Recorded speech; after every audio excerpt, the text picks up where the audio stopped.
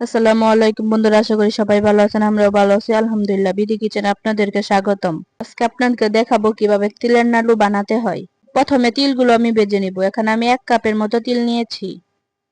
আপনারা চাইলে কম বেশি করে নিতে পারেন। তিলগুলো আমি বেশি ভাজবো না, তাহলে তিতা ভাজা হয়ে গিয়েছে। আমি এখন নামিয়ে নিব। এবার কড়াই বসিয়ে দিব, তার মধ্যে দিয়ে দিব সামান্য একটু পানি। পানিটা ফুটে গেলে দিয়ে দিব পরিমাণ মতো গুড়। এখানে আমি 2 চামচ গুড় দিয়েছি। গুড়টা জাল করতে করতে এক পর্যায়ে আঠালো ভাব চলে আসবে। এ পর্যায়ে দিয়ে দিব ভেজে রাখা তিল। তিলটা দিয়ে আরো কিছুটা সময় নাড়তে থাকবো।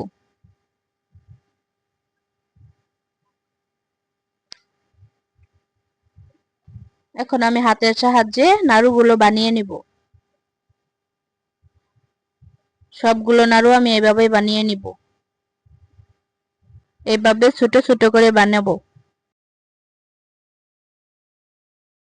সবগুলো নাড়ু আমার বানানো হয়ে গিয়েছে। দেখতে পাচ্ছেন কতটা সুন্দর ও লোভনীয় হয়েছে। আমার ভিডিওটা যদি ভালো লাগে তাহলে আমার চ্যানেলটা সাবস্ক্রাইব করে পাশে থাকবেন। যারা ফেসবুক থেকে দেখছেন তারা লাইক দিয়ে ফলো করে যাবেন। আল্লাহ হাফেজ।